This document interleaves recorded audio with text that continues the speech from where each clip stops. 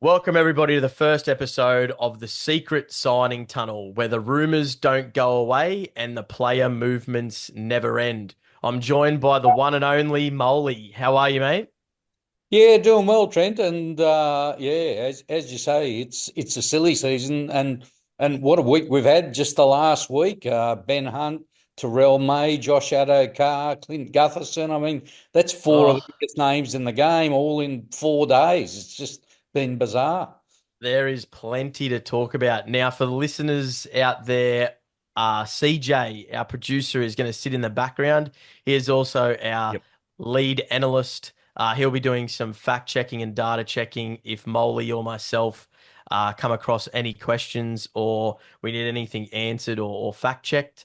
Mhm. Uh, Basically, this segment, guys, we're going to be discussing who's off contract, who's hitting the open market. We'll chat about our thoughts when it comes to the impact that these movements will have on the former club and the future club, any rumors floating around, and much, much more. But essentially, this segment will be your ultimate go to when it comes to signings and player movements. Now, everything is going to be available to listen and watch via our link tree, and we'll put the link at the bottom of each episode for early access or easy access. Sorry. We're going to be talking on YouTube, Apple Podcasts, Spotify, Threads, TikTok, X, you name it. We're on there. Molly's going to share it over his socials as well across Facebook and X. But make sure you give them a follow so you don't miss anything. Now, as you said, Molly, it's basically NRL Christmas right now, this time of year.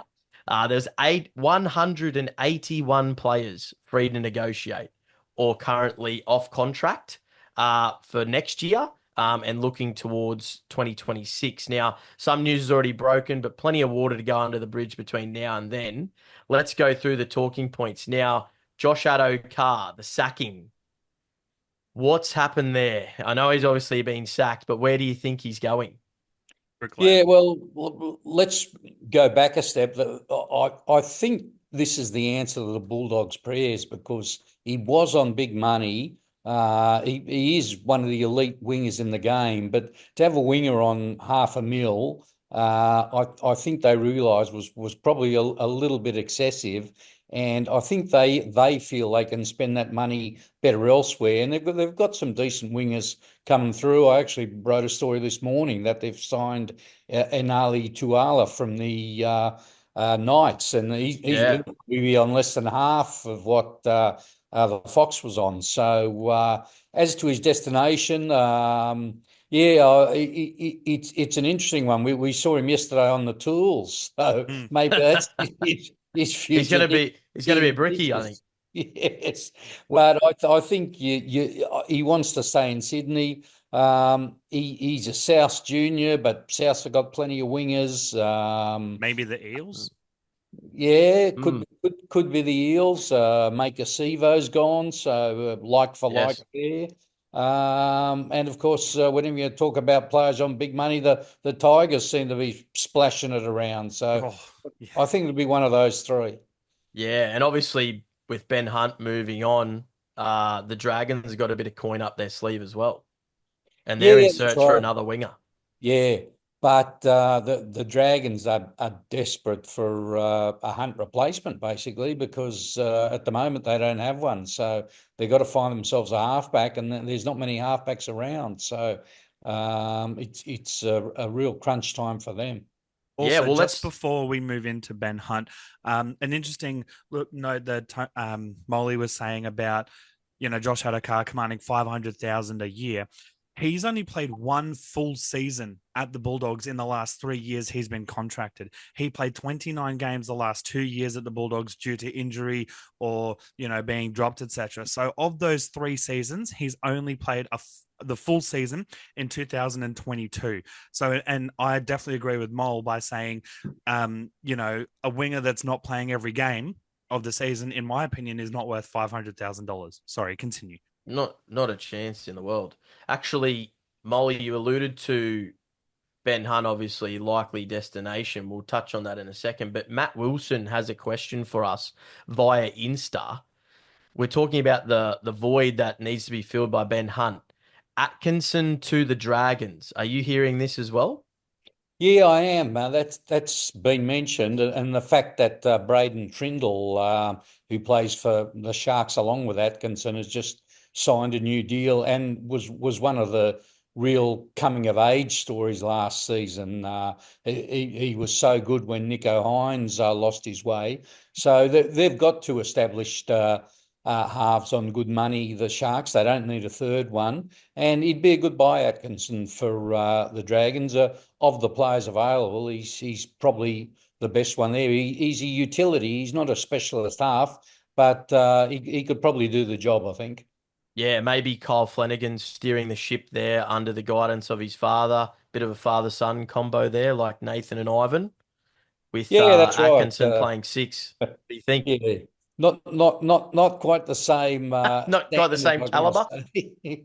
I Uh, actually did a little bit of research the other day, and like people, there was a lot of blowback against Ben Hunt, and I went in the bat for him in that I think he's been pretty good for him. Last year probably wasn't his best season, but he came up with 32 try assists. The rest of the Dragons, they beat him, but only just. They came up with 41.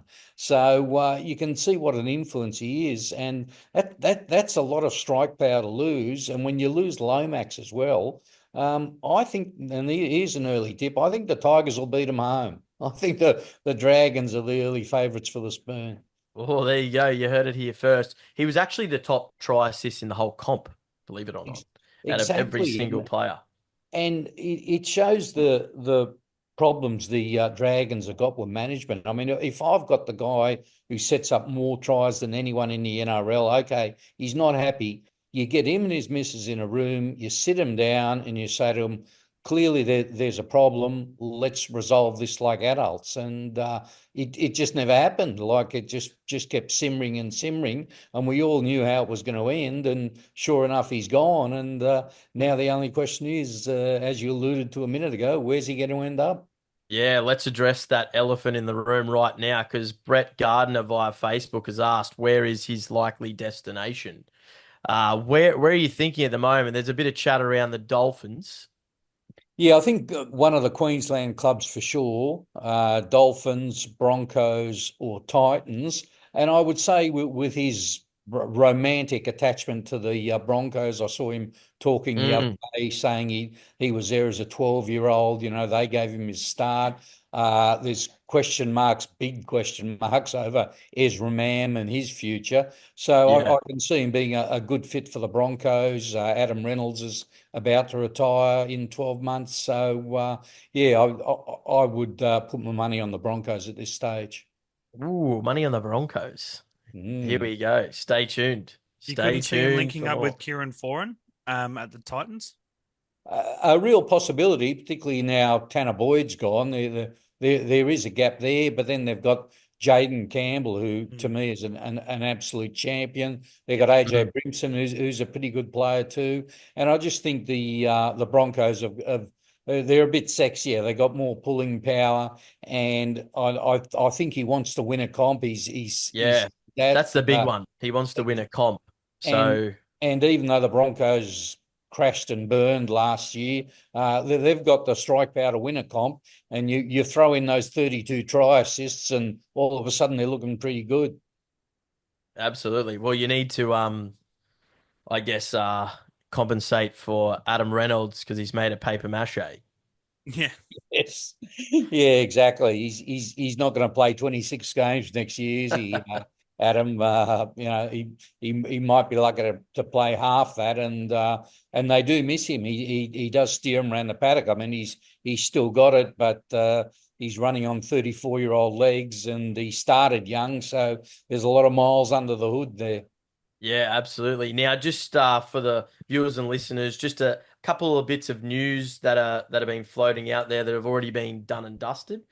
So Dallin Watene-Zelezniak, he's re-signed for 2 years at the Warriors, along with Tane Tuapiki. He's re-signed with the Warriors as well.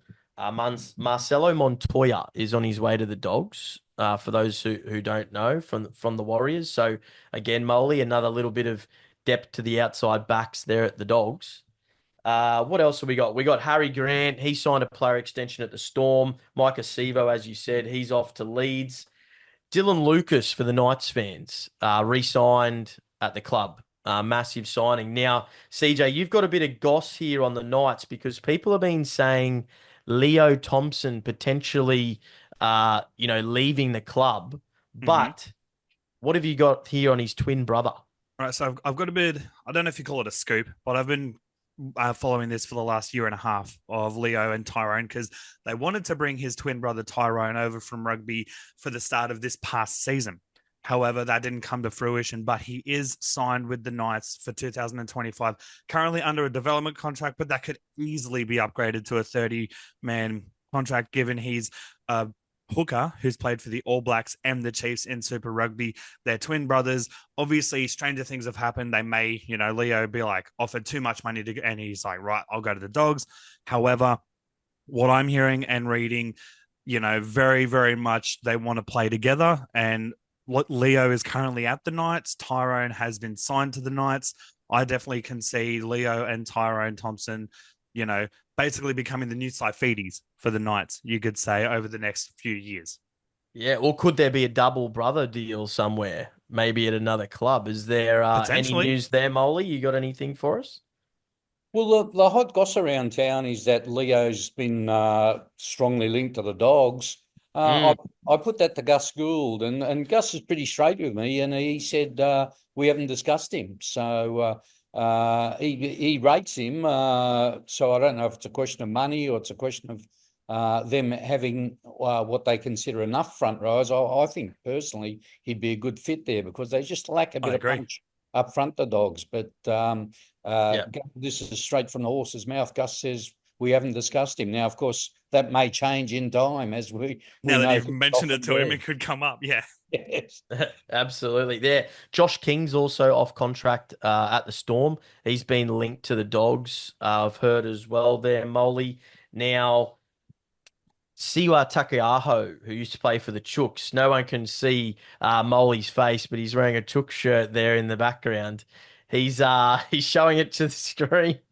Fried chicken at the moment. They got a bit of cash to splash, as we were saying before we came on air. Uh Takeaho has signed a train and trial deal with Manly. Now Bud Sullivan. Mm. This is an interesting one. He's getting offloaded by the Tigers and he's on 600K a year. And the Tigers are willing to chip in. Now, that's 600K for the next 3 years. So they're willing to chip in another, 300.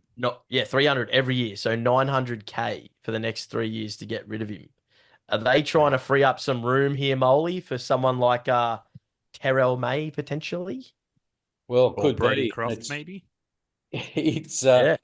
this is vintage Tigers, isn't it? I mean, it's Hmm. just terrible business. You Yeah. sign a guy, only 12 months ago, and you straight away want to get rid of him. It's and sign him on big money that he probably wasn't deserving of, and now they want to get rid of him. And the other clubs aren't stupid, they know he's Not worth it. basically been struggling. He couldn't get in the first grade with the Tigers, so. I can't see anyone taking him up. I think his best chance is UK and Super League if someone over there is silly enough to take a punt on him. Yeah, Maybe Lee absolutely. Leopards sort of thing. Now, from Tony Finch on Facebook, he's actually raised the question around Terrell May going to the Tigers, but seems like he's been floated around to a few clubs. Obviously, the Dogs, we were saying before, need a front rower.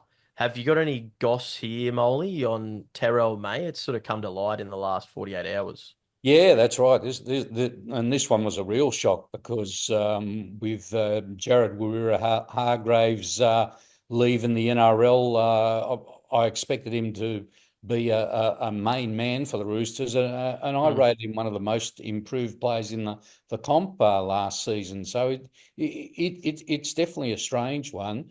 I spoke to his manager yesterday. It looks like he wants to stay in Sydney. He said it's too early yet to know, but they're going to talk to the likes of the Dragons, the Dogs, and the Tigers. So Yeah, let's watch this. But and you mentioned the Eels as well, of course, with Regan Campbell-Gillard gone. There's a bit of a hole there as well. Yeah, absolutely. Now, a little bit of goss as well out of the Broncos. Xavier Willison and Reece Walsh have re-signed with the club, which is huge news for the Good Broncos. long-term deals as well for both of them. Yeah, Xavier Willison, I really rate, and they needed to add a little bit of strike power there to the front row. But I can actually see him playing on the edge. Okay. Yeah, that's right. And he's the sort of guy, he was very raw this season, but give him a good off season under a tough taskmaster like Michael Maguire, and he'll be a real weapon next year. But the thing about those two, it would have cost them plenty to lock them up for such long-term deals. So I don't know what this does to the Broncos cap. And again, we go back to Ben Hunt, whether they can afford him, because he of course is on big money. Yeah, and speaking of which, around big money, Ryan Pappenhausen. Now, he's got 1 year left, like next season. I think he's on about 950K. But if he does re-sign with the club, it's believed to be around 750K. So he's going to have to take a bit of a pay cut. But the Storm have, for whatever reason, been in the limelight a little bit more than they probably want, because Jonah Pezzett rejected his offer there as well. Yeah, that's right. And they've got this thing, the Storm, where they just keep producing these young guys. And I mean, who was Ryan Papenhuyzen 4 or 5 years ago? The Tigers let him go. Yeah, another one. Yes, Jonah Pezzett, no one knew who he was. So they've had to upgrade these guys and put them on good money. And you look at the Storm, clubs keep chipping away at them. It's a bit like the Panthers. They keep coming up with these players, and you can't keep them all under the cap. So it'll be interesting. But if anyone can find guys to replace the Pappenhausens and the Pezzetts, it's Craig Bellamy, who's probably the master at just plucking players from nowhere and turning them into very good players. So whilst it's a concern for the Storm, they'll still be up there the next few years. Yeah, look, I'd be shocked if he didn't re-sign for the Storm. You'd like to think he'd stay at the club. They've obviously got Logo waiting in the wings there to take the reins at the Storm. But another player at the Storm, Tyron Wishart. Now, he's also expected to re-sign, but there's been a few grumblings around maybe him going to the Dragons. Rod Wishart, his father, obviously played for the club. That would be a huge coup for the Dragons. I'd be going all in on Wishart over Atkinson if I was the Dragons. Yeah, well, he's a really good player, isn't he? And probably the most versatile utility in the game. He can play anywhere in the back line. He can play hooker. So, maybe he'd look good in that number 7 jumper for the Dragons. The only thing clubs have to be wary of, a lot of players down the years, and we see it time and again, they leave Melbourne and they're just not the same player. They get Yeah. out of the system. They don't have these superstars around them, and all of a sudden they come back to the field. And I'm not saying that would happen with Tyron Wishart, but it's something the Dragons would definitely have to consider. Yeah, that's the tale of the Storm, isn't it? And vice versa, if players leave, maybe a lesser club to come to the Storm or the Panthers, like Paul Alamotti is the prime example of that, being And on he's the just outer at the re-signed Dogs. until the end of 2027. Yep, re-signed at Penrith, grand final winner now. Nick Meaney Stefano, been turned into a superstar at the Storm. yep, he was on the outer. Mhm. Stefano Utokumanu obviously is signed for the Storm from the Tigers. You watch him play for New South Wales next year now that he's at a bigger and better club. Yeah, The for only sure. player of recent time that's gone to the Storm, in my opinion, that hasn't, flourished is Tarek Sims. Yeah, Yeah, that's a good yeah, shout, actually. Yeah. The only yeah. one that I can think of in recent times that's gone from a club to the Storm, and hasn't, gone on to bigger and better things. Yeah, I would say it's him. Sorry, continue. Tarek's a mate of mine, so I'm not gonna comment. He's a lovely fella. Oh no, definitely great bloke off the field, but he definitely didn't live up to the potential of, in my opinion, of when he signed for the Storm. He was Yeah, injured. he was injured all year. He was carrying a niggle. Bit like David Fifita, you reckon, or? Now we've got a couple of signings from his Jazz Tavanga, gone to Manly, just on a 1 year deal from the Warriors. So there's plenty of movement happening at the Warriors because Tanner Boyd has actually left the Titans to go to the Warriors on a 2 year deal as well. What do you think that means for the halves situation there at the Warriors, Moley? Because now you've all of a sudden got Tanner Boyd, you've got obviously Sean Johnson retiring, you got Tamare Martin there who's off contract. I can see him leaving to go to another club. And I think Chanel Harris Tavita's re-signed long term at the Warriors too. Yeah. Well, look, last year the Warriors won their most games and looked their best when Tamare Martin was halfback when Sean Johnson was injured. Agreed. Johnson's been a champion, but his win-loss ratio last year was very poor, and I think that sums up why he decided to give it away. I rate Tamare Martin. I don't think Tanner Boyd is the sort of player who's going to get them into the top 8 in the halves. With Jazz Tavaga going, don't be surprised if he ends up playing a bit of hooker. I think he's a little bit slow Yeah. to be a starting NRL halfback, as I said. Whereas he's got the hands, he's got a bit of a kicking game, and with Tavaga going, he could be the second hooker they're looking for. Yeah, Sorry to interrupt, absolutely. Trent. Tamari Martin actually has 1 year left on his contract at the Warriors. Yeah, 1 year next year. Yep. So Yeah, he's free to negotiate now as well. So let's see where he lands. They also Now, have Luke Metcalf as a 5'8" as well as an option. of course, Luke Metcalf. Yeah, they got a bit of depth there. We might see Harris Paul DeVita Roach. playing 14 again. Possibly, yeah. Yeah, which is why I think they're looking at a shift for Tanner Boyd because they don't need 4 halves, that's for sure. No. Absolutely. Now, yeah, young Matt Arthur from the Eels, he's gone up to the Knights now.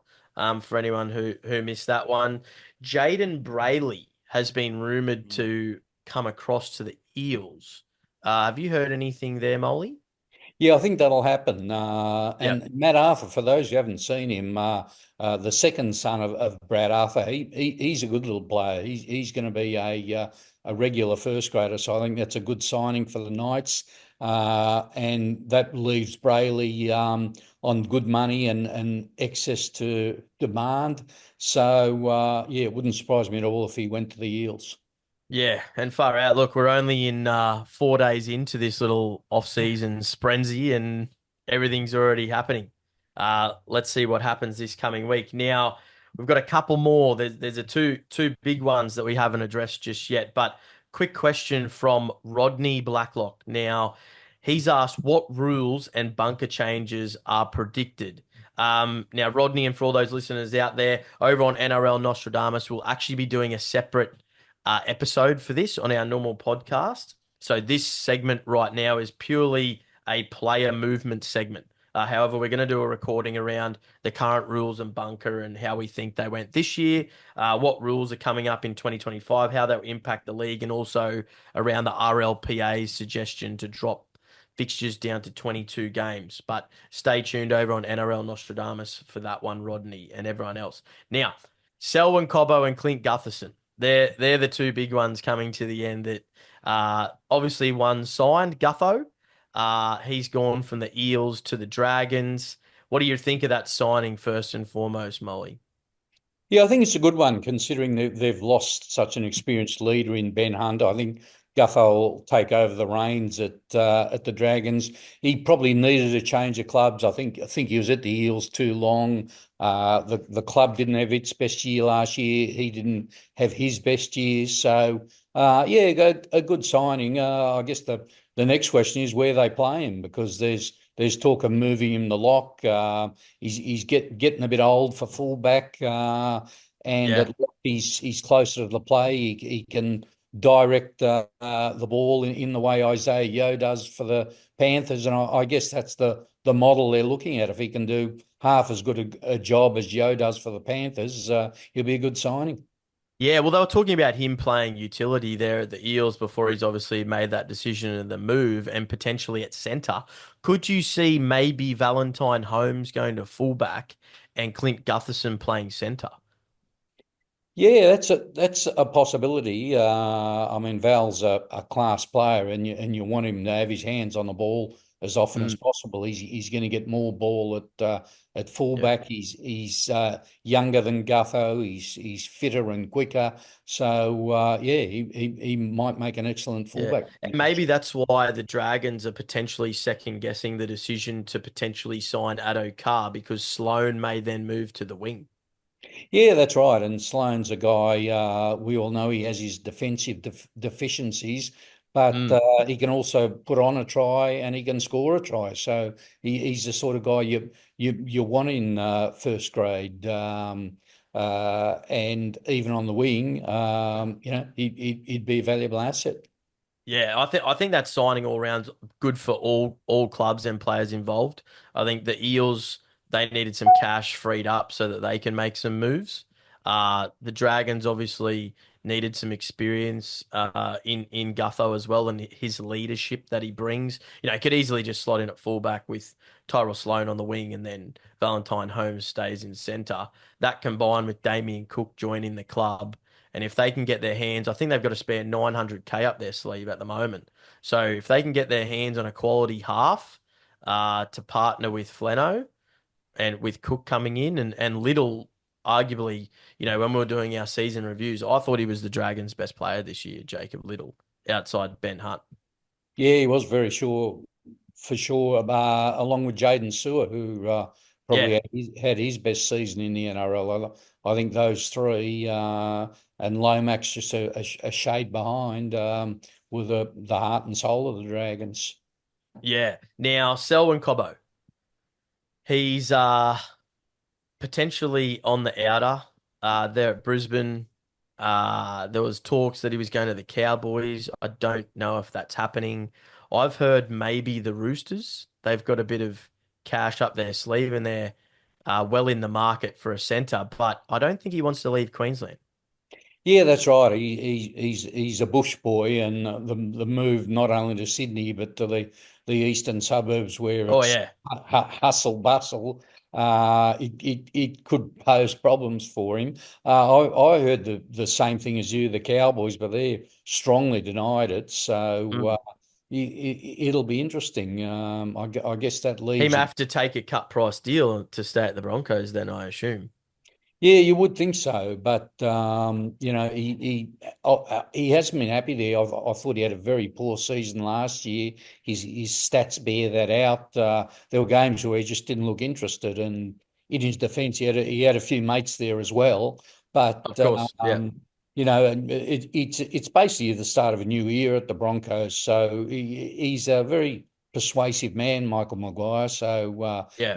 I don't think he'll give up on Cobbo, and I think he'll sit him down and have a chat to him. He might scare the bejesus out of him because he is a very tough man, as I said earlier. And I think Selwyn sort of enjoys cruising a bit.